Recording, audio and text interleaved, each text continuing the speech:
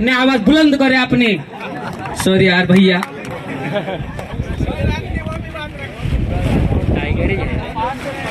Hello, बहुत बहुत धन्यवाद सतीश भाई। और सबसे पहले यहाँ का कार्यक्रम का आयोजन करने वाली टीम और यहाँ का जो इतनी मेहनत करके बहुत अच्छा सा कार्यक्रम किया विश्व आदिवासी दिवस मनाने का साप्ताहिक कार्यक्रम, उनके लिए जोरदार एक बार तालियां बजाते साथियों।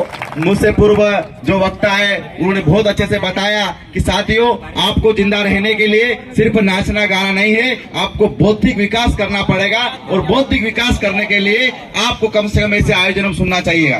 दादा ने बहुत अच्छे से बात बताई। यहाँ से नाचने वाले यहाँ से पूरे निकल गए, लेकिन जो सुनने वाले हैं, जो लड़ने वाले वो बेटे हैं। तो आप लोग अपने आप के लिए एक बार जरूर तालियां बजाए साथियों। यहाँ की सबसे बड़ी पलायन समस्या है। पलायन एक ऐसी समस्या है, यहाँ पर कार्यक्रम तो होते हैं, आयोजन तो होते हैं, हमें सोचने की जरूरत है, हमें समझने की जरूरत है।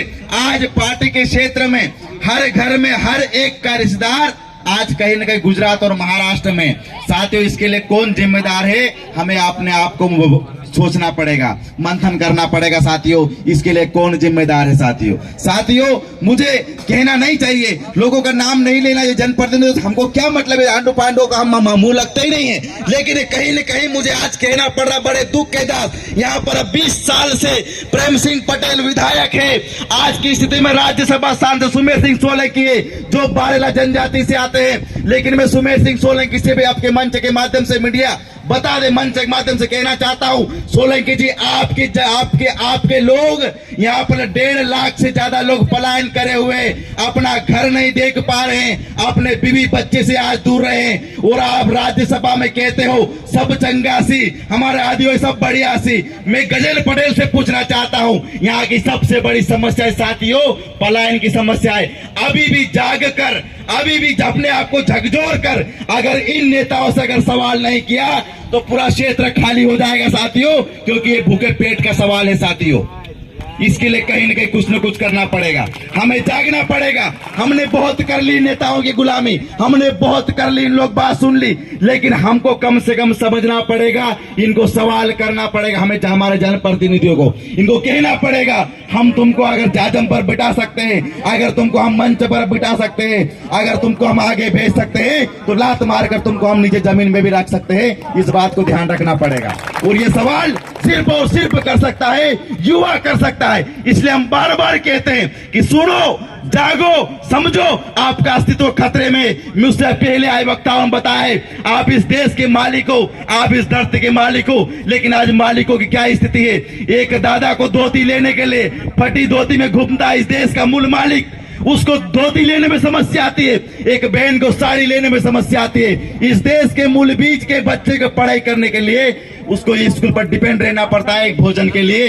ये हालत है इस देश के मूल मालिक है। हम कहते हैं हम मूल मालिक है। मैं पूछना चाहता हूँ आप लोग, हम कैसे मूल मालिक है? आप लोग बताओ, हमारी ये समस्या है, हमारी ये समस्या है क्यों हुई साथियों?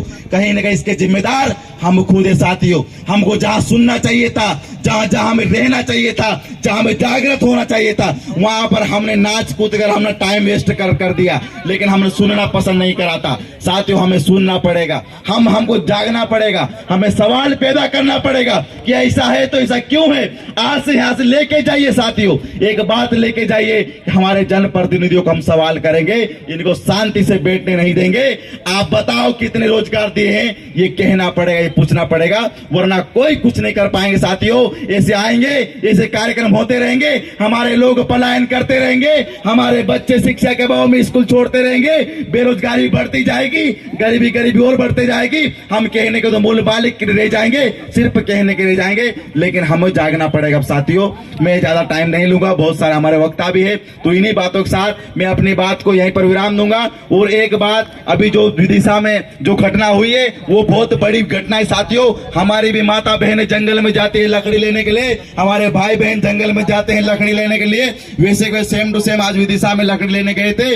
उन भाइयों को वहां पर फॉरेस्ट वालों ने जो गोली मार दी, आज उसको अपने आप पर लेके देखे, अपने आप पर सोच के देखे कि अगर कभी हम यहाँ जाते लकड़ी लेने के लिए तो हमारे ऊपर भी एक घटना हो सकती है।